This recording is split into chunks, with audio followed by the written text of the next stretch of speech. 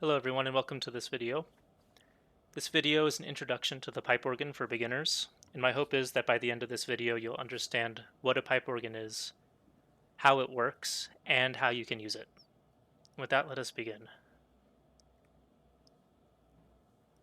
So this here is a photograph of a somewhat typical pipe organ. There are a few things to notice right away. First, here in the center at the bottom, you can see the console. This is where the organist will sit, play the keyboards, and control the instrument. This gives you a sense of the scale that pipe organs can reach. As you can see, these pipes are much taller than any human. So, let's get a closer look at the console, since this is where all of the controls will take place. This is where everything that you really need to know to control an organ is located.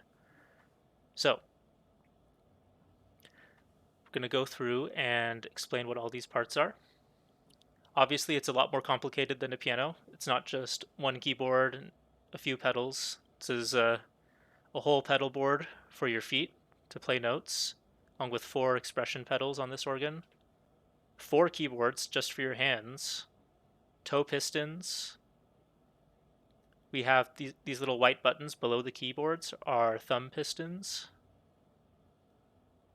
draw knobs on either side of the keyboards, and rocker tabs, which likely on this organ control the couplers. Don't worry if you don't understand any of these terms, we're going to go over all of this in detail.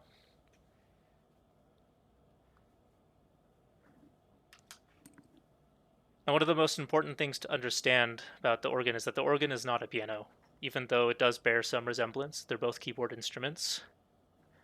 The main difference is that the organ is a wind instrument, while the piano is a percussive string instrument, meaning that the organ produces a sound by sending wind through pipes, while the piano creates sound by having strings be struck by hammers. So this results in a few differences that fundamentally change the technique that one has to use when playing the organ compared to the piano. So the first major difference is that when you hold down a key on the organ, the sound is going to sustain and hold steady for as long as you keep that key depressed. As soon as you let go of the key, the sound will stop. And unlike a piano, the sound quality will not change. It won't get softer over time like it does on a piano. It'll just hold steady until you let go of the sound. Meanwhile, the piano, because it's a percussive instrument, the strings are vibrating. The strings can't vibrate forever once they're struck. Eventually, they slow down to the point where you can no longer hear the tone. On the organ, pressing harder or softer on the key does not change the volume in any way. We have other ways as organists to control the dynamics, but pressing harder on the key or softer on the key is not one of them. It's kind of like an on or off switch. Meanwhile, on the piano, the amount of force that you press into the key will change the quality of the tone and the volume of the tone. The organ has no sustain pedal, which means that if you want a smooth legato or if you want a note to be held, you have to actively hold it down with one of your fingers or your thumb. While the piano, of course, does have a sustain pedal. The organ sometimes only has one keyboard, but usually it has multiple keyboards and one pedal board. This can actually make it somewhat easier to play the organ in some ways and more difficult in other ways. For example, if you're playing a passage where your hands get very close to each other or where one part crosses below another part, if you're playing each part on a different keyboard, it's actually easier to execute compared to a piano. The piano has a single keyboard, of course. And lastly, the organ does not produce a sound unless a stop is pulled, meaning you can press a key, but that key is not necessarily going to send any air to a pipe unless you've already pulled a stop and specified which rank of pipes to send the air to. And a piano, on the other hand, always produces a sound when you press a key.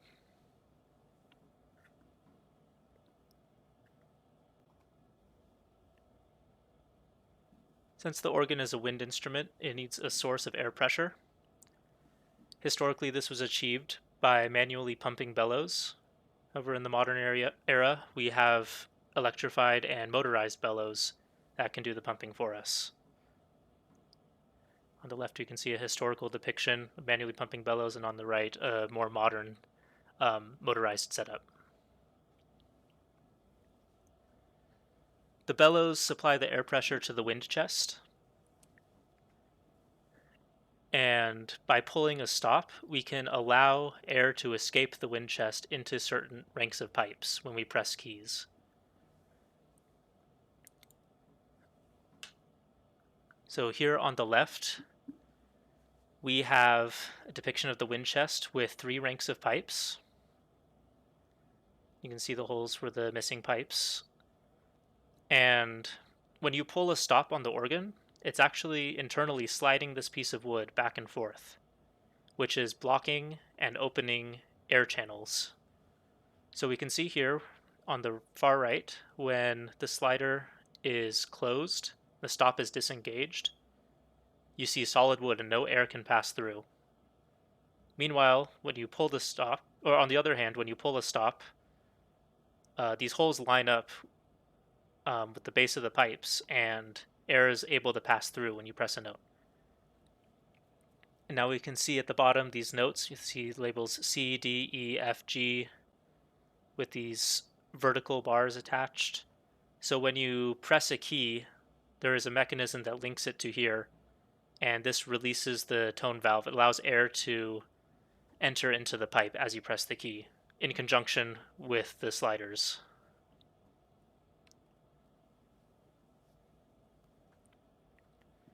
This is the tracker action that accomplishes this.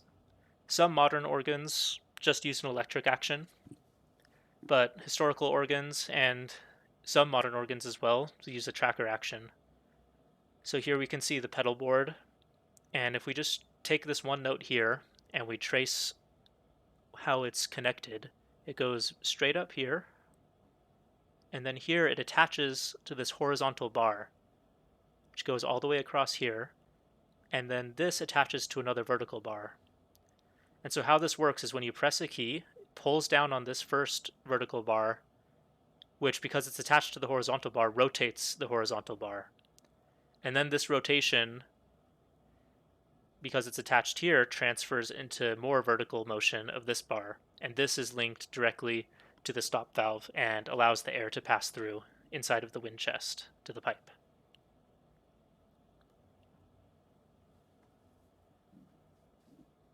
This is a picture of the coupler mechanism.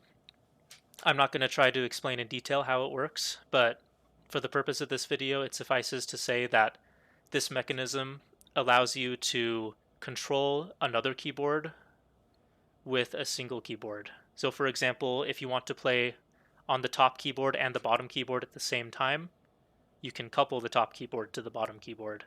And then by playing on the bottom keyboard, you control both. Likewise, if you have 3 keyboards, you can do any configuration of those, or even couple one of the manual keyboards to the pedal keyboard.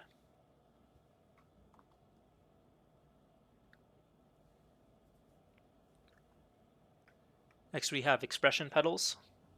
This is one of the ways that organists control dynamics in their playing. You can see here we have 2 labels, swell on the left and crescendo on the right. These work in a somewhat different way. The swell pedal opens and closes these shutters on the right. You can see this mechanism here, this roller mechanism attached to this arm, attached to these shutters. So as you open and close the swell, it opens and closes these shutters. It doesn't actually change the volume that the pipes create, the volume of the sound that the pipes create, but it does change how that sound travels through the building. And so it makes the sound perceived as quieter. And the crescendo pedal, as it's depressed, pulls more and more stops, which creates a louder sound by virtue of just having more pipes singing at the same time. At the beginning of this video, we saw a nice pretty exterior facade of the organ, but that only shows a small subset of the pipes. These organs usually have an interior as well. There are some organs with only 1 or 2 ranks of pipes, but most organs have many more than that. And hidden inside of some room somewhere, usually you can find all the rest of these pipes. We can see several different types of pipes here. These square wooden pipes, cylindrical metal pipes. We have reed pipes with cylindrical resonators here, conical resonators.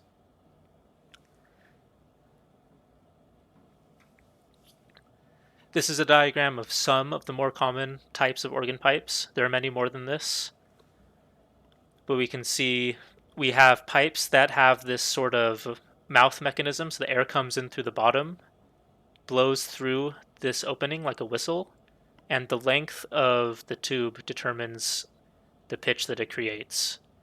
And then other factors like the material it's made out of and the shape of the pipe. You can see how they all have a slightly different shape. Maybe if it's open on the top or stopped on the top. All these contribute to the harmonic profile of the pipe and eventually what timbre is perceived. Starting from number 13, we have reed pipes. These are not true pipes. They're actually, it's actually a reed here that is vibrating to produce the tone. And then these pipes do not contribute to creating the tone, but these pipes resonate with the reed. And of course, there are many different types here. So that first type of pipe is called a flue pipe.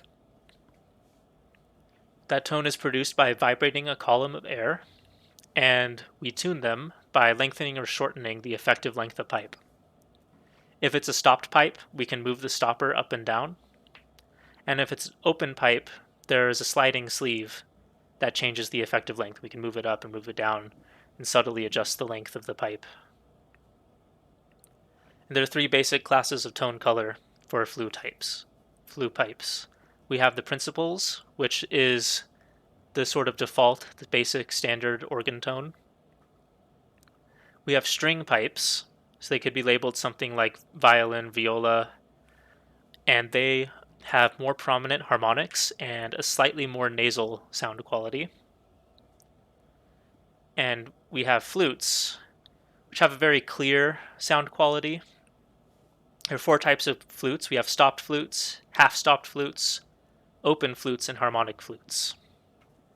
The second major type of pipe is a reed pipe, also known as lingual. And it consists of a reed and a resonator. It's tuned by adjusting the vibrating length of the reed or the tongue, and by adjusting the length of the resonator as well. This type of pipe is used to mimic sounds like bassoons, trumpets, oboes. It has a very strong and nasal quality. And a few of the types of reed pipes are conical resonators, cylindrical resonators, fractional resonators. When you approach an organ, you'll notice that the stops don't just have a name, but they also typically have a number. For example, 8 foot or 4 foot. So the normal or concert pitch is designated by 8 foot. This means that middle C played on an organ keyboard with an 8 foot stop engaged is going to sound exactly the same as the middle C on a piano. Whereas octaves are created by multiplying or dividing this number 8 by 2. So a 16 foot is 1 octave below concert pitch. If you play middle C, it's going to sound like 1 octave below middle C on a piano. Likewise, 4 foot will sound 1 octave above concert pitch, 2 foot, 2 octaves above concert pitch.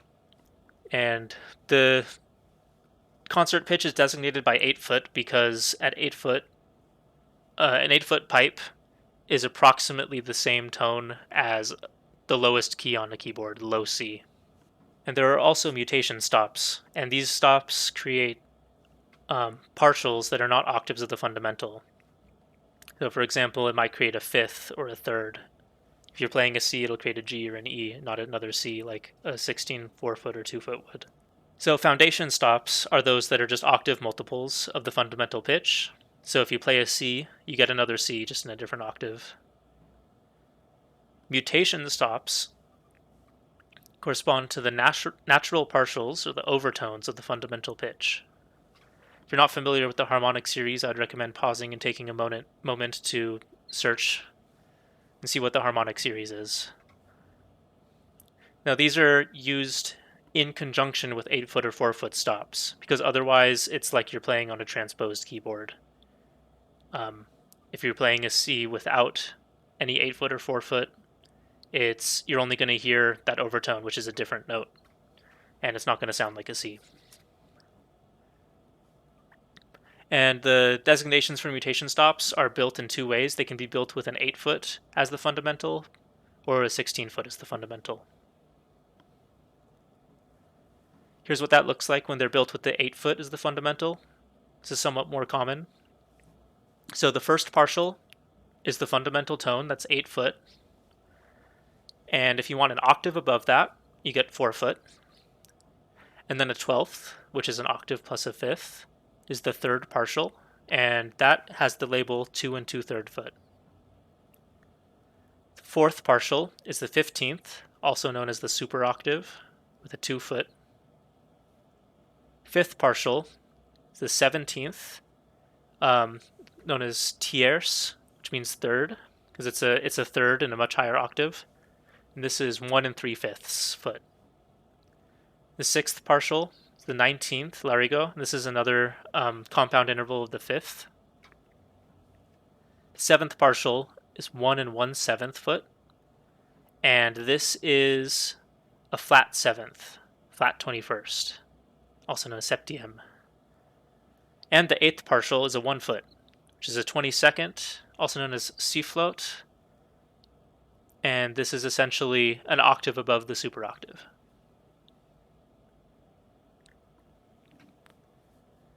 And if we multiply everything by 2, we get the same thing built on the 16-foot foundation. Sometimes you'll see stops with these labels, with these fractional labels. So we have the 16-foot as the fundamental, and the 8-foot as the octave. 5 1/3 is the 12th. 4-foot for the 15th. 3 1/5 foot for the 17th. 2 2/3 foot for the 19th. 2 2/7 foot for the flat 21st, and 2 foot for the 22nd. There's another type of stop that is actually made of a mixture of foundational stops and mutation stops, or unison and off-unison partials. And so these are called mixtures because they mix together different types of stops. And they generally use principal pipes. These are used to give clarity to the ensemble via a technique they use called breaking back. And this is a little bit difficult to explain, but the high notes actually use lower pitched ranks. The low notes use higher pitched ranks. What this does is causes the low notes to gain definition and clarity because they have this high piercing note coupled with them. The middle notes gain some brilliance because they also have some high notes and some low notes, and the high notes gain fullness because they have some lower notes added supplementing them. And it's called breaking back because as you travel up the scale, you will hear, as you go up to the next note in an octave or wherever it's breaking back, it'll almost sound like the next note is lower pitched than the previous one because it's activating one of those lower pitched ranks as you go up. These mixtures are indicated by the Roman numerals 1, 2, 3, or 4, or by name, like Cymbel, Carolyn. Roman numeral. The Roman numeral indicates how many pipes are sounding per note. So 1, 2, 3, or 4 pipes. More, it could be 5 or 6.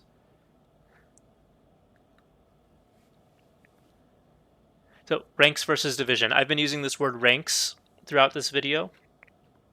A rank is simply a set of pipes that produces the same quality of tone. So for example, all of the 8-foot principal pipes belong to one rank, the 8-foot principal rank. Or all of the 4-foot flutes belong to that 4-foot flute rank. Divisions are how ranks are grouped together, and they are assigned to each keyboard, or specified by each keyboard. So you can have the pedal division, which is all of the ranks of pipes that the pedals control. Or the choir, which is all the ranks of pipes that the choir keyboard controls. These are the most common names for the divisions for a 4-manual organ in various countries, going from the bottom to top. So the bottommost manual keyboard would be the choir, also known as the positive in the United States and England. Second is the great, third is the swell, and fourth is the solo. In Germany, we have the Rückpositiv, Hauptwerk, Oberwerk, Brustwerk. France, GrandOrgue, Positiv, Récit, Bombard. And in Holland, Rugwerk, Hoofdwerk, Bovenwerk, Borstwerk. My apologies if I have mispronounced any of these. Next, we will cover pistons. On our left, we can see thumb pistons. They're called thumb pistons because your hands are usually up by the keyboard, and you can kind of drop your thumb below the keyboard and press one of those very quickly if you need to. And on the right, we have toe pistons, which are by the pedal board, and you can hit them with your toes.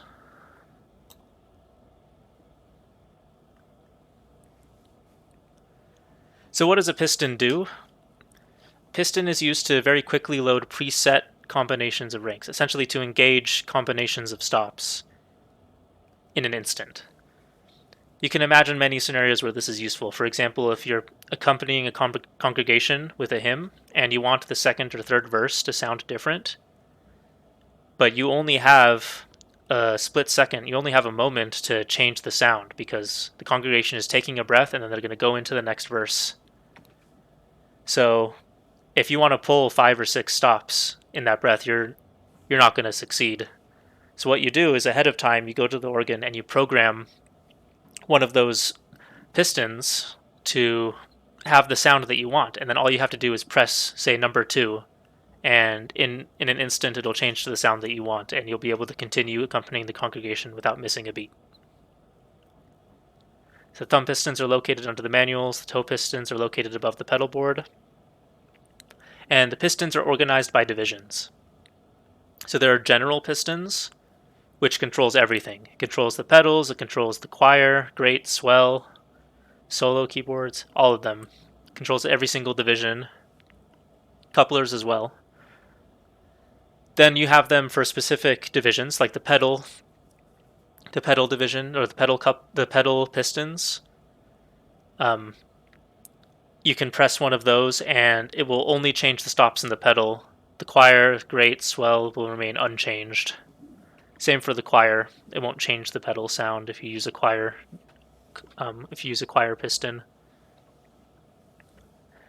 And if you saw before in the previous picture, I'll go back for a moment. The far left, we have this +10, -10. And this is because there's a limited number of buttons, but you may want to have more than just 10 slots. So if you press +10, the button 1 changes from slot 1 to slot 11. And you press it again, it changes from slot 11 to slot 21. So this allows you to have potentially hundreds of different memory bank locations, hundreds of potential different stop configurations, depending on how much memory your organ has for this.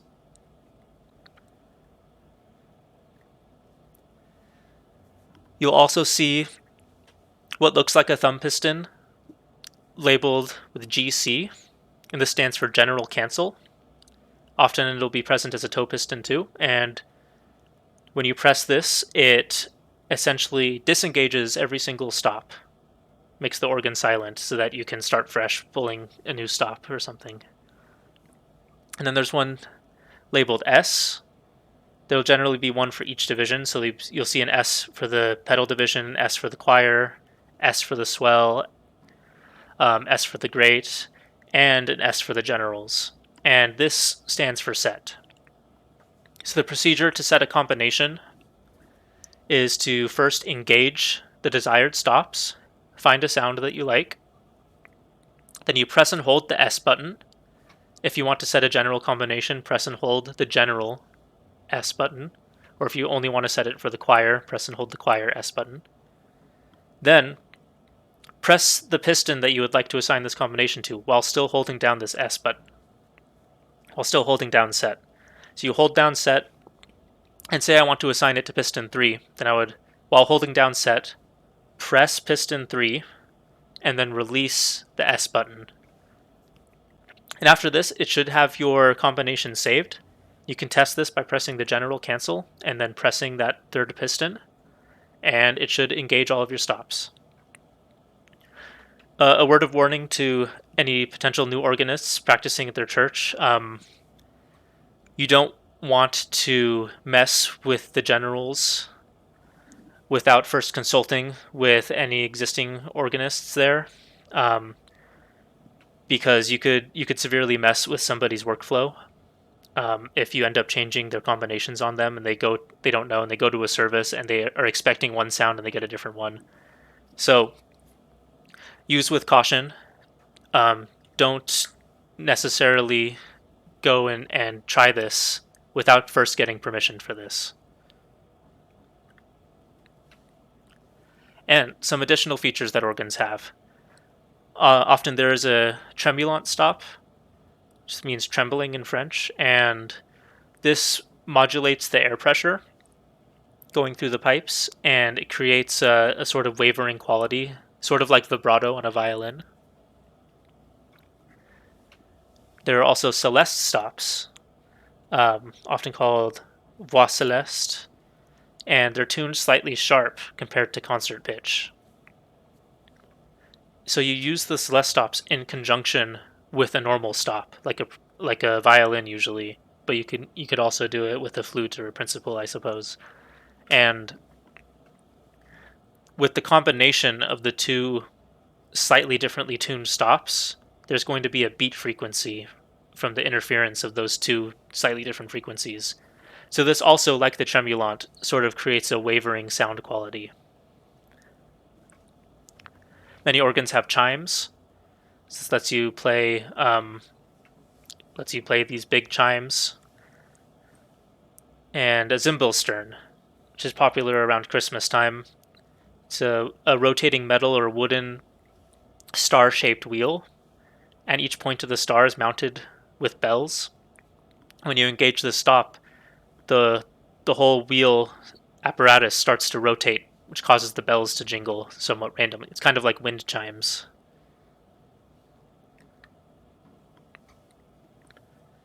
And with that, it's now time for a quick demonstration with GrandOrgue.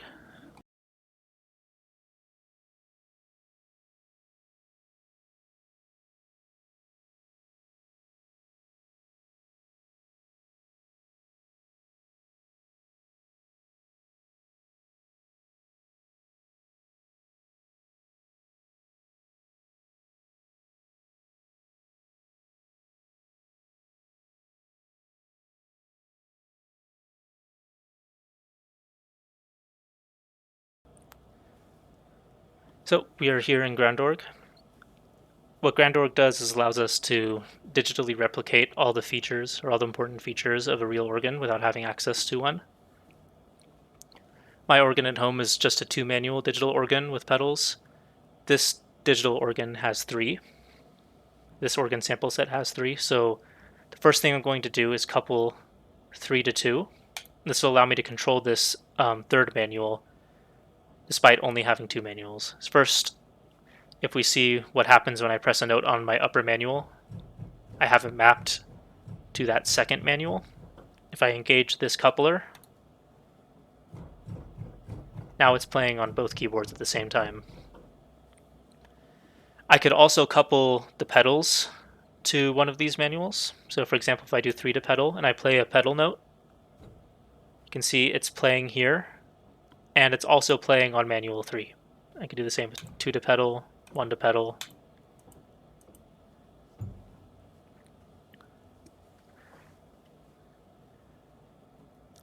So next, let's just get a sample of some of the important stop types. I'm not going to be too exhaustive with this. This is a large organ. So we have a principal, 8 foot, and this sounds like this.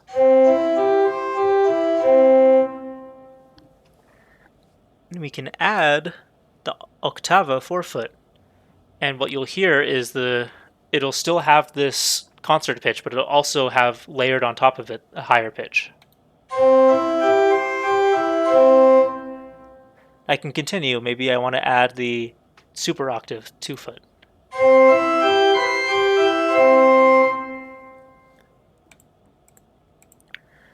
Next, we'll do a string stop so you can hear the difference. This is a gamba 8-foot. This is one of the string stops. A little bit softer than the principal, slightly different quality. And we have a 4-foot gambette.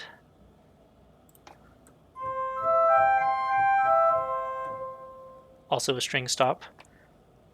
And let's sample some of the flutes. We have a gedacht 8-foot.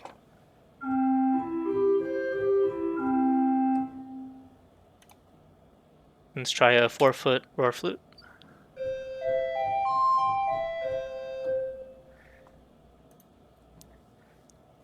Next, let's try out a reed. So here we have a trumpet 16-foot, 8-foot, and 4-foot. Let's hear them all. Trumpet 16-foot. This will be an octave lower than concert pitch. Very nasal, strong sound. Trumpet 8-foot. Trumpet 4-foot.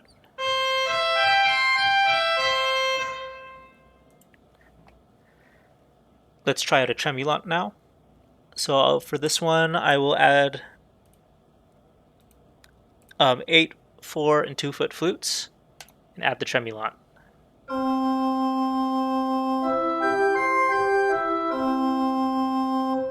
And you can hear the sound wavering from that stop. And here it is without the tremulant for comparison.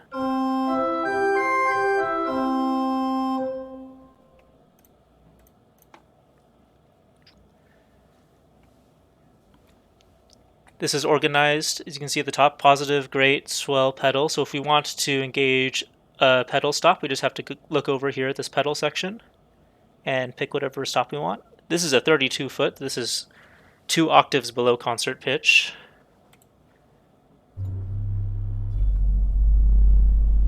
Basically just a very low rumble. We can add a sub bass 16-foot, violin 16-foot. I'm just going to add a few. It's the same idea here.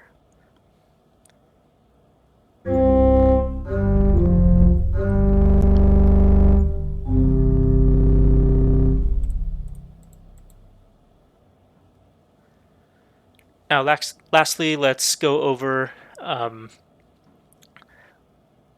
mutation stops and mixtures.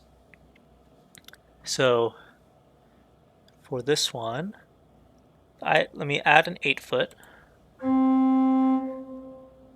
and let's add a Rohrkvint. So what this is going to add, we're playing this C here. When I pull that stop, it should sound like this G, about an octave and a half above. And you can hear it.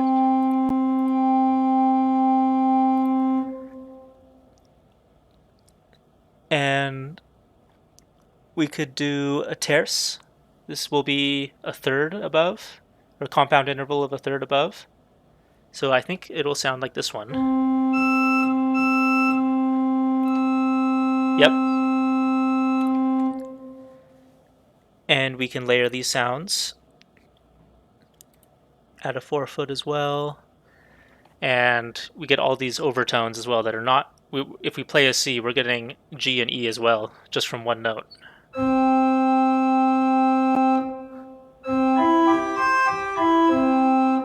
And this starts to add a sort of strong nasal quality. If you're on an organ that doesn't have any of these reed stops, but does have these mutation stops, you can sort of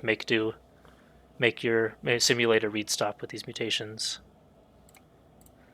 Lastly, let's go over a mixture. Here we have mixture 5. This is 5 ranks of pipes. And typically you would use these with an 8-foot, but for demonstration purposes, I'm going to play through the chromatic scale without any other stops, so you can hear how it breaks back.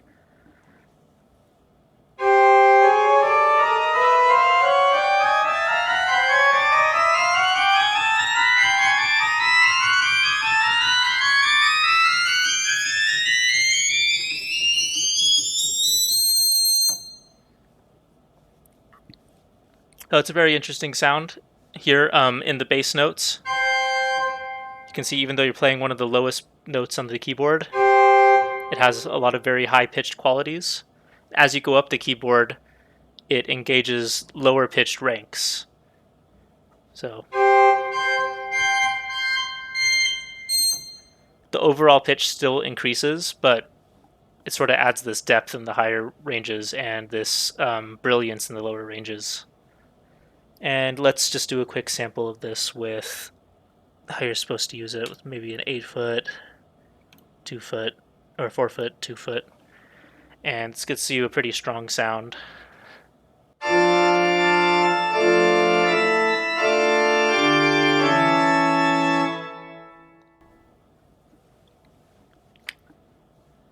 Okay, so we've covered couplers, covered stops, strings, all the types of flute pipes, principals, strings, flutes, and we've covered the mutations and mixtures, covered the pedal. Let's go over the pistons now. And so how the pistons work, it's very simple. Once you've programmed them, you just press a button and it pulls some stops for you. And if you want to disengage all of them quickly, you can hit the GC, General Cancel, and they're gone. So if I want to set a stop, for example, I don't think I'm using slot number 26. So what I can do is pull whatever stops I want. I'll just pick a couple at random, and I will hit set 26. And then release set. And now if I do this, hit General Cancel and hit 26, you can see it pulls my stops for me. And all these other pistons for the different divisions work in the exact same way. These ones up here are just the generals, so they apply to all the divisions. Lastly, we have a swell pedal for the positive rank and a swell pedal for the swell rank, or for the swell division and the positive division, excuse me. Let's quickly get a demonstration of that. So if I do here, there we go. And you can see we can change the volume while we're playing.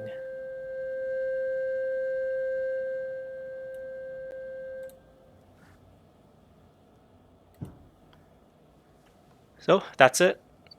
Hopefully you feel more confident and prepared to approach the pipe organ. And thank you for watching.